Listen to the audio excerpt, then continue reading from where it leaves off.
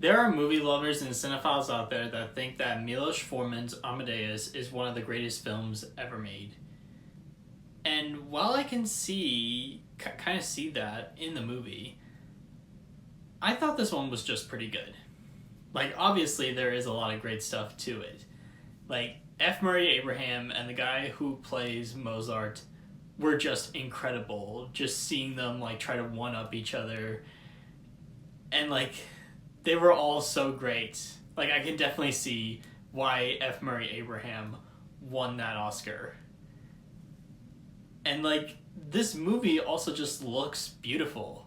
Like, so many detailed locations, costumes, and everything. Like, this is another one of those movies that just looks and feels so expensive. Like, you just see, like, how the art department and everyone in there just had such a fun time making this movie look as good as it can.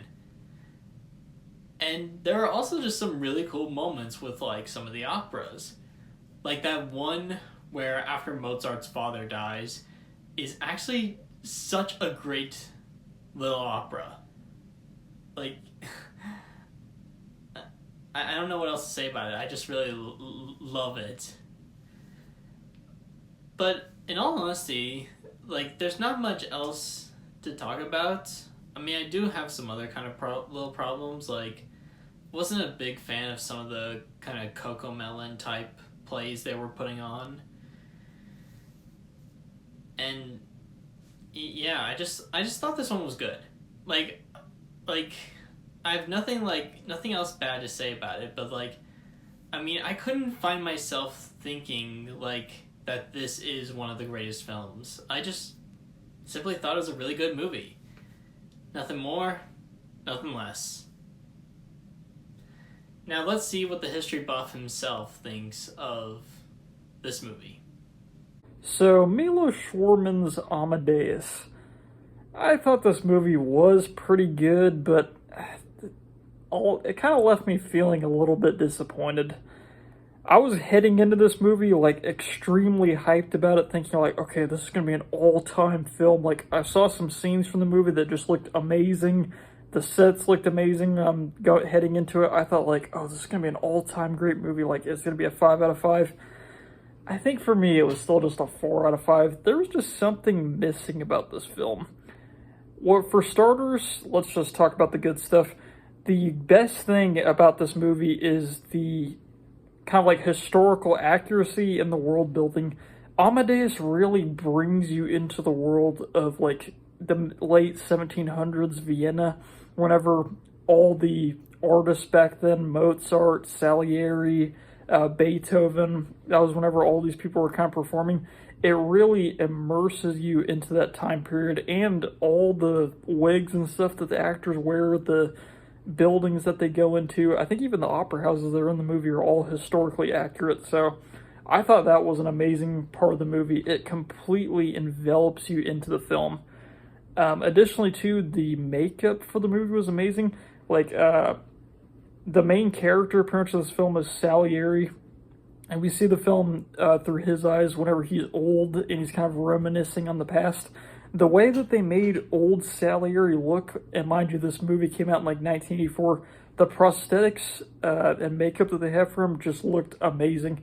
He looked like just a really old, decrepit man, and at the same time, he was able to go back to just being like his actual self in the past. So the makeup and prosthetics were great. Also, too, the soundtrack was amazing. It literally just used Mozart's or Salieri's music throughout the movie.